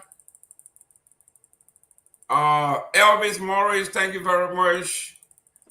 And we have somebody here that I saw the name. We got Fixed Electronics, whoever you are, thank you very much for calling in. We got, is that Sawi Brown W? Thank you very much. Emmanuel Bro. We got Glenn Jen. All right, Glenn is my sister. She always calls. She's always on here. Dr. Batu Kula, thank you very much for being Ezekiel Roberts. We got Christine Lidner. How do you call it? The Tall December Peters. Flomo Livingstone again. Jimmy Eastman is on here. Jimmy Eastman, thank you for coming in late. Royal Rock. My girl from Bassa, Grecian Kennedy Talker. Back when we used to call her Grecian Talker, she's now Grecian Kennedy. And so forth. Ladies and gentlemen, we didn't call your name. We will call you next time. But here we are. We are doing very well on time for some reason. Mr. Eastman, thank you very much for coming in. I know you've been having some audio problem. Yeah, I've been having all kinds of issues, but I've been listening to the conversation. It's been interesting, very interesting, especially the gun issue. I think when the president challenged us to get our own security, he said, "Why don't people buy CCTVs?" I think that was a clarion call for people to protect themselves. And in order to protect themselves, guns are one thing, but the best kind of protection is when a community comes together and they have watch groups and they come together and find a way to keep keep theft out of their communities. And guns are a way. But right now where I'm sitting, I believe Prince Johnson still has guns. It's not that he doesn't have guns. I'm not sure why he would be the first one to call for guns, but it is a definite that we have to find a way to protect ourselves. We are seeing more and more heinous crimes being committed. I mean, we saw what happened to my old colleague Gloria Musu-Scott the other day, and her family. We will have to find ways to protect ourselves if this police cannot meet this challenge. I believe the Senate should take a move of a no vote if they think that this police is lacking, if they have put sufficient funds in the police budget to maintain the peace and security in the country, and they are not meeting this obligation, then definitely they should take a stance against that. So security, peace and security is number one. The president echoes this again and again and again. I think we need to address it. All of us have to address it. It should be number one issue on everybody's agenda before we go forward. Elections is one thing, but if we don't have the security we need, it will not go on peacefully. Thank you. Ladies and gentlemen, I was just reading briefly about the former president of the Philippines, Mr. Duarte, Rodrigo Duarte. He was related to, I guess, that Dualo's other cousin from Grand Bassa County. He became president of the Philippines, and he decided to solve the armed robbery, drugs, and Zogo issues. So he began to kill them in the thousands. He said he was doing the society a favor by executing, exterminating these people. My friend, it didn't turn out well for him. There's no democracy in the world that will survive on that kind of bloodletting. It's just a matter of time before they turn on you. Mr. Dualu, I know everybody attacking you here. No, nobody attacking me. You keep spinning things that is not true, and I will explain it again. Everybody, you want to kill Omer Boyka, and it's not fair. You have to take that back, because when you Bronsky said, don't let Boyka fool you. Boyka is a chameleon. He acts like he's a regular Joe, and he said Boyka is no regular Joe. Boyka made $2.5 million from 2014. From the time he came to power, and between 2014 and 2013 and 2016, he made $9.6 million. And the entire Lofa country had $3.5 million. So Joseph Boyka is not a regular Joe. Joe Boyka was fired several times by 3 different presidents for corruption and incompetence. Talbot fired him, Doe fired him, Sawyer fired him. He can come back and do all this. For you, Boyka will have been dead 3 times, and that's not fair to Boyka. Ladies and gentlemen, let's go to closing here. Ben. No, how you do that? Okay, go ahead. What? Go ahead. No, I gotta talk. Y'all been waiting. Go ahead, Duarte. Thank you. Duarte, go ahead. No problem. Call me Duarte all you want. Look, listen, I will repeat this and I will maintain this position. Under Liberian law, we do have executions. And until we can change this country, if somebody steals from the Liberian people, I believe over $5,000, and this person is proven in court, they should be executed. I'm not saying outside the confines of the law, within the law. If it calls to convict them every single day and execute them every day, I'm all for it. We have to do something to drastically change this country. You're talking about, look, our laws are already on the books. There are executions on our books. You live in the state of Texas, one of you guys. There are executions in the book. A lot of countries around the world have executions. If you are convicted and we set standard, we say we don't want this in our society, and this call for execution, if that's what it's going to take to transform our society, so be it. Some people have to go for Liberia to live. And I will maintain that today. I'll mean that tomorrow. I am not saying outside the confines of the law. I'm saying through the institutions.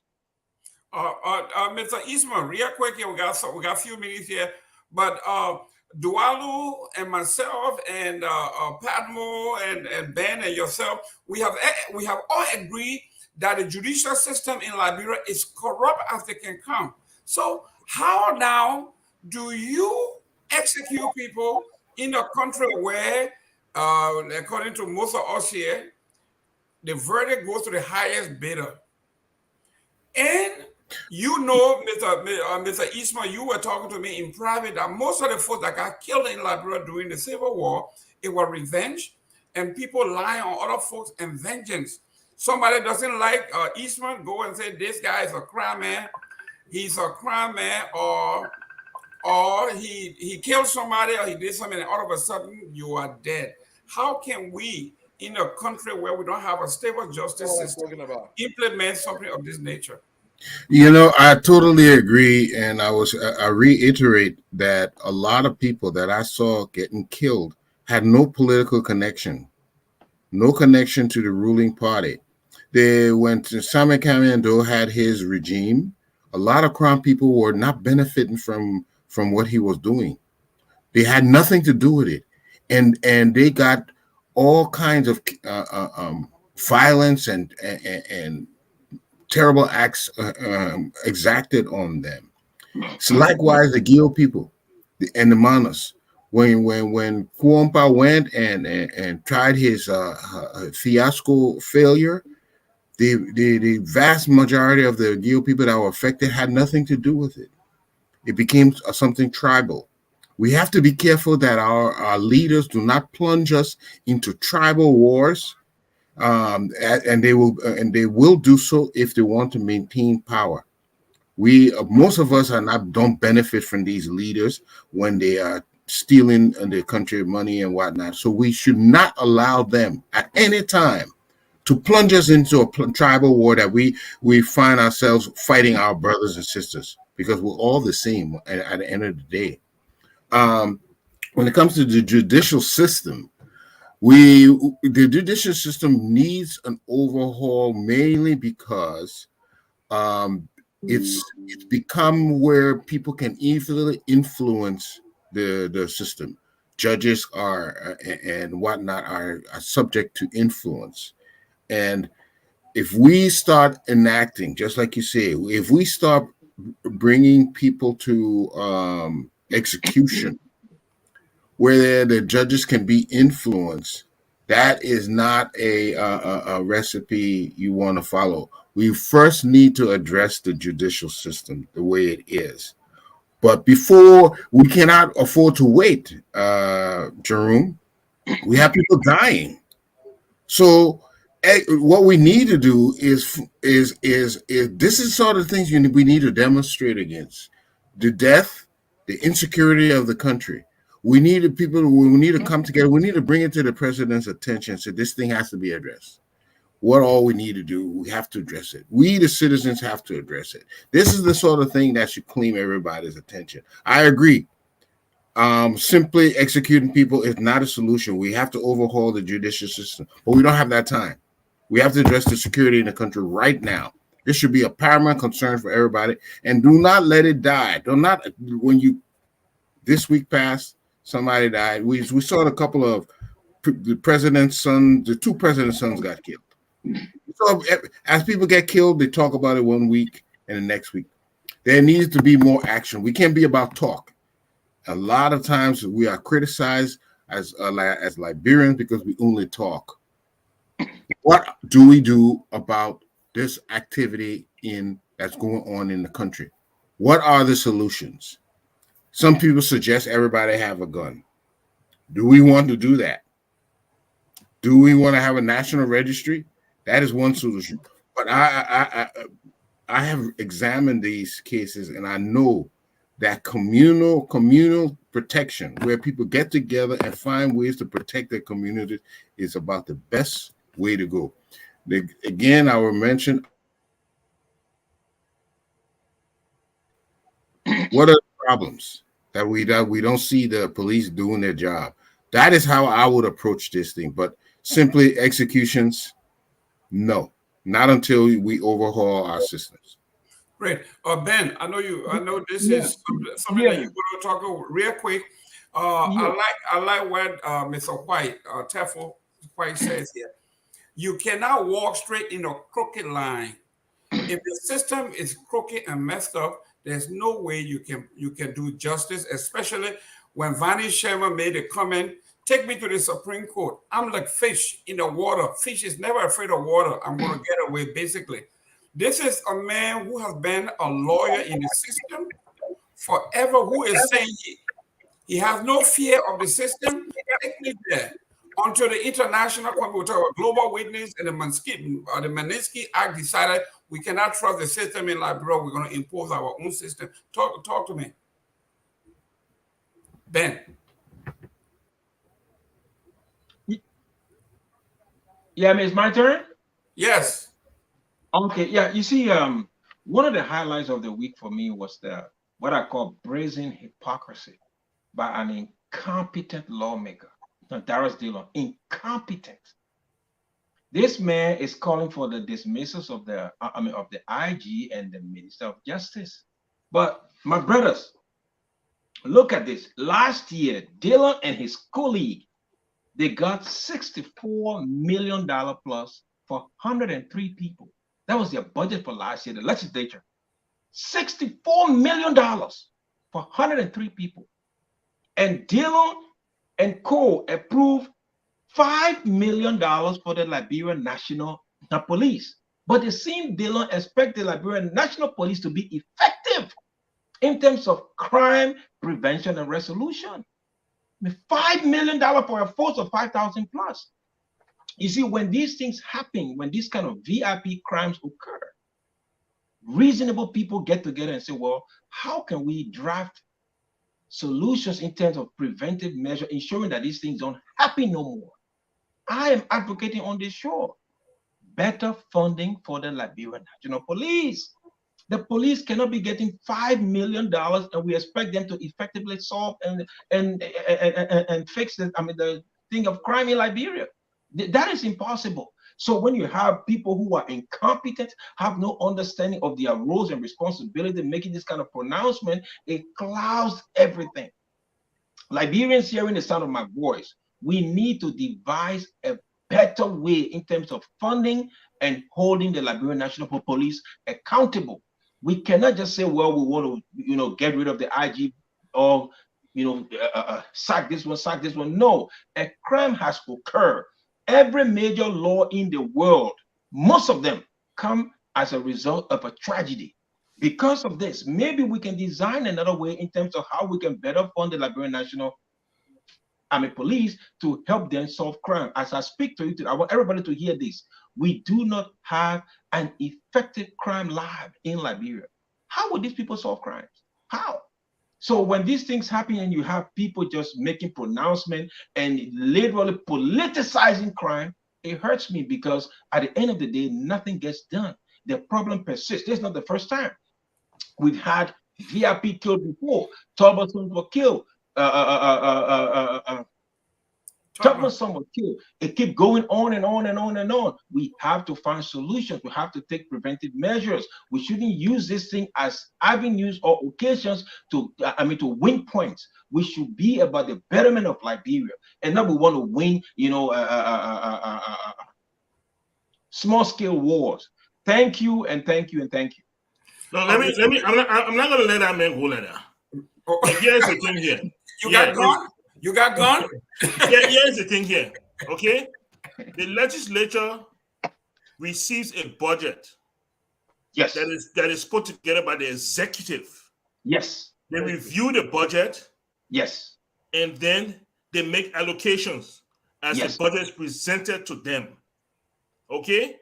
Yes. The president is the immediate boss, okay, Of what? mute yourself. The president is the No, immediate boss of who? boss, okay, Well, of let the him talk. justice minister. If the justice minister presents such a budget to the president needs to act. Why are you sitting there calling? What? How? If the Liberia National Police presents a budget of $5 million, and the legislature approves the budget for $5 million, how do you then blame the legislature? How do you blame the legislature when the budget for the president's office is more than the budget of the entire Liberian National Police? How do you blame the legislature? This sits directly in the seat of the president.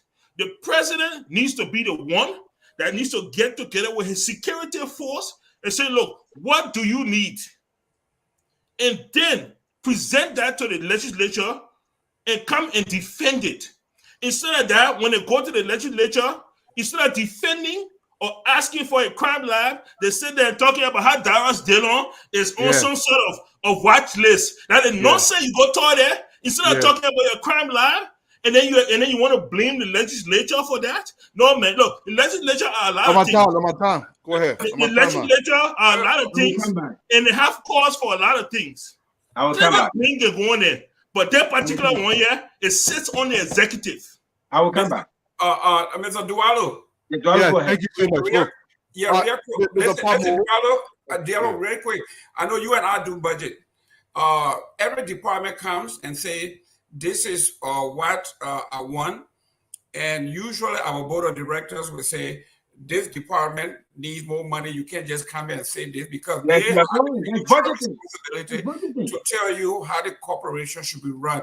In this case, the legislature serve as the board of directors. That's it. So you say, listen, that's absolutely wrong. Listen, we have a crime issue in this country. Yeah, our life is at stake. We disagree with you, Mr. President. I think we need to put $50 million in this. And Mr. Gaming, you are absolutely right. You are absolutely wrong. You are so wrong, and not even funny. Let me come in. Unity Party. Go ahead, Unity Party. Listen. Let me quote four great men out of Africa. Terence Kama out of Botswana, the founding father of Botswana. Jerry Rowling out of Ghana. Kigami out of Rwanda. And Makafoli out of Tanzania. This is what they said. They said, if a governing system, the people that work within the confines of that government do not fear the consequences and the wrath of the government, they will destroy that country with corruption, with pillage, with killings, innocent lives across the country. The government will have such a might that they must tremble at the effect and the consequence coming from that government. Or if the contrary is not adjusted, nothing is going to happen in that society. Look, the thing we are playing with, this is where Ben, Mr. Gaming are conceding here. They'd rather see 10,000 Liberian children die than see one man go away who's killing these 10,000 children. I will continue to stress this point. Until Liberia, if you're waiting for the system to be perfect before you try them in the perfect system, they will continue to disorganize our system until it never gets perfect. People must face the wrath and immediate consequences of their action with the vigor of the state. Look, you say, the judicial system, President Weah comes to power. He does not have a pot to piss in. In less than 6 years, he has millions of dollars taken from the people. And you sit and you're waiting for a court to be right. Put him through that system. Televise that system. False equality in that system. Some people have to stop their actions so we too can live. Our children must matter more. They must matter more. The system will never be perfect. We have to act. Look, I tell people every day, that's why I can never work in government. If Ensu Opazina Bolakai Dualu is president of the Republic of Liberia, I can guarantee you 10 to 20 years will become a middle-income country. This is no job. I'll give it back to you guys. Okay, Mr. Dualo have all the answers, but Omen Boyka have none, and he support Omen Boyka. What a shame!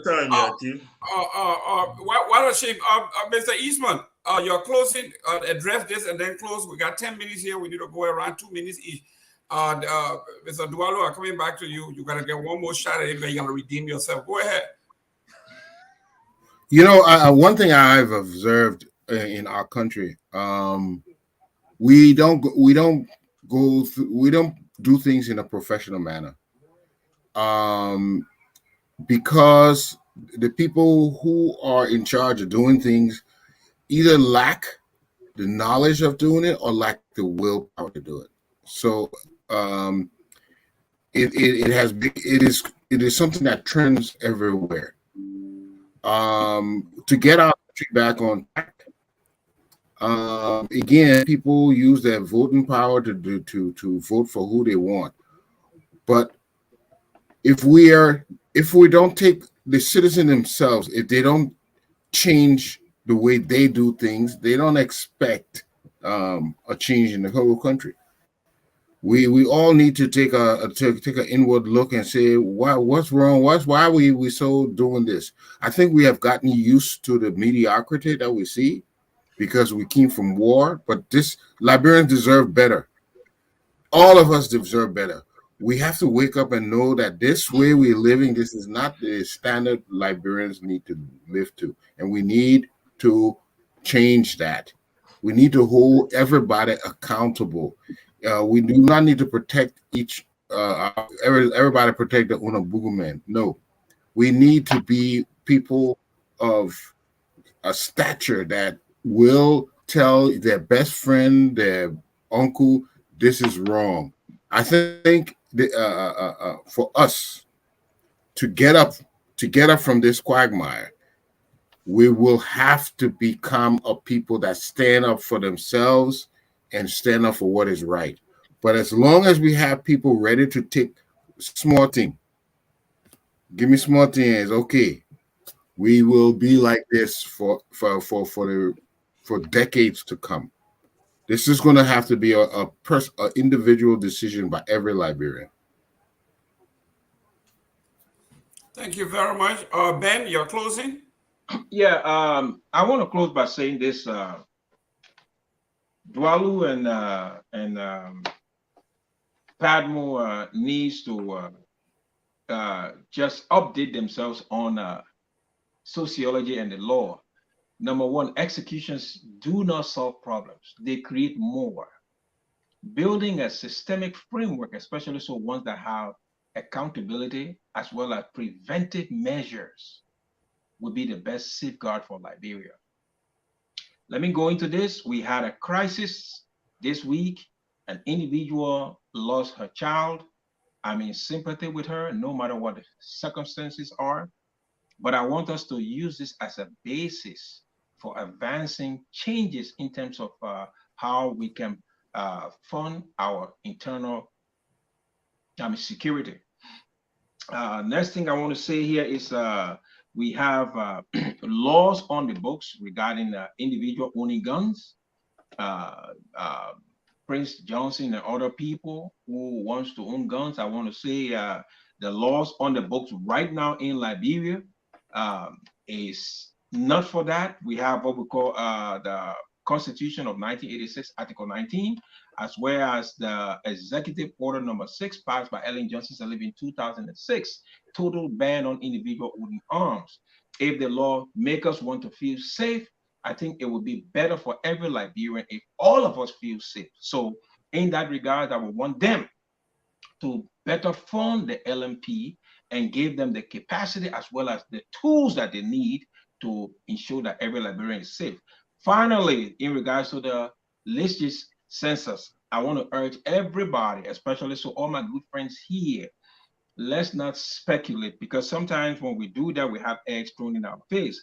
Legis came out and they were guarded. They said these are preliminary numbers. In some areas, we have experienced growth, fair enough. The thing I will wait is for Legis to give their final numbers, and I'm sure those numbers will indicate the factors that influence the growth in those communities. If we have those factors, then we will be in a better position to say, well, no, this cannot lead to that, or this cannot lead to this. But let's not speculate. Finally, I want to say I want to roundly condemn Mr. Verdier for his very irresponsible and reckless remarks. As a lawyer, I will expect better from him. I will expect him to speak with tact, and I will expect him to speak as a statesman. When crime occur, even if we have what we call pieces of evidence, there are manner in which we can prevent them. I mean, there are manner in which we can present them, especially so professionally, and speak about those things in a civil manner. Thank you. Voice, all of the guests here today, I want to say I'm always happy to be here. Thank you guys for inviting me, and I look forward to next week. Thank you. Mr. Dualu? Yeah. Anybody who believes that if you aggressively enforce the laws in a society, that's authoritarianism. There's something inherently wrong with you. Liberia would not change. You cannot transform a highly illiterate population through pacification. An aggressive, calculated degree of force must be used. Lawful force must be used. Look, we continue to play with our country. We won't be backward, but we want to take it lippe. It doesn't work that way. We must aggressively, uncompromisingly enforce the laws in Liberia without any hesitation of any kind. If you don't like the laws in the book, change them. But I tell you, until we can transform, we have to operate entirely within the confines of the law. If that means execution daily, so be it. So be it. And I'll give it back to you guys. Mr. Padmore. Oh, my friend. Well, yes, look. Look, Mr. Kofa there made a statement. He said that, executions will not solve anything. My dear Mr. Kofa, neither will throwing money at something solve anything. You have to have more than that. If the police, if the Liberian National Police cannot come out with a structured plan to address crime, following a conducive budget. You don't just tell them, say, you know what happened? You ask them for $5 million, we'll give you 50 million. They will just waste it, they'll steal it. Nothing will change. We saw Joe Tate address crime in Liberia with far less money than that, but very effectively. And his plan was very simple. We're not taking armed robber as prisoner. So every morning when you wake up in Liberia, you knew exactly what an armed robbery rate dropped. No. What I'm telling you is that if you don't have a plan, you can have as much money as they can throw at you. It will make absolutely no difference. Okay? The legislature, you said something, some program you get about the legislature meeting with the police every 6 weeks. Have you even sat down and thought about the logistics of that? How that's going to work? In the legislature, you have a security committee. A committee set up specifically for national security. You got 1 minute. That committee is headed by individuals who can the joint security whenever they want. They don't need laws to do that. When it comes to the armed population, look, something needs to be done. Does everybody in Liberia need to have arms? No. But there are certain individuals that need to be protected with arms. And it needs to happen in Liberia. It needs to happen. It's about high time that happens. Finally, when it comes to the census, this nonsense about May. So when they come up with the numbers in May, what time will the election commission have to address those numbers? Voter registration will already be done and over with. How do they go back and address that? Everything is being done backwards in our country. And it's being done backwards because we have a backward leader brought to us by a backward man like Kofa. And we have to say those things so that it's clear. The Liberian people have a choice. You can remain victims, or you can go in October and vote for your future. And voting for your future is what you should do. Thank you so much. Great. Ladies and gentlemen, thank you for watching. Thanks for our great panelists, great topics. In my closing, I'm going to be very brief. There's bad news coming out of Nigeria. The young people in Nigeria, they are now rejecting the old folks. I won't call them because they are old. There's bad news for Ome Boakai. Ome Boakai, the people in Nigeria have set a tone. Obi, gentlemen, somebody's line is open. We are talking about Obi is setting a new line, young folks. Secondly, I want to actually distinguish myself, disown Jerome Verdier as a bastard man. He's not a lawyer. Jerome Verdier is a failed man in the United States. He's unemployed. He is not a lawyer here. He's a lawyer in Liberia, but not in this country. That tells you the level of which we are in Liberia. This census was not meant to address this electoral process. It's from now on. So we shouldn't say we're waiting for this number to actually determine a new legislative district, new senators, or whatever that is. That was never the case. But ladies and gentlemen, you did very well. I need to send a shout out to President Weah and his government. The international IMF lauded Liberia for using their money wisely and being progressive as planned. Ladies and gentlemen, the president of Liberia, President George Manuel Weah, is a God sent, and it's going to be a one-round victory. Thank you very much for watching. God send a plague to Israel too, you know. next Sunday, same time. Same time, gentlemen. Thank you for watching. God bless. Dr. Cllr, Kau, all of those people who knew we didn't call, you did absolutely well. Nature, you're doing very well. I like your comments. Let's keep it up, gentlemen. Call in if you want to be a guest on the show. Please do it. We have sent an invitation out to Mr. Michael Gilman, to what's his name, Mr. Eugene Fangon, and all the other folks to come on here and take us on and see how we do it, see who responds to my call, and we'll be rocking and rolling next Sunday. Ladies and gentlemen, as always, we end our show by saying we are all Liberians. Thank you. We are Liberians.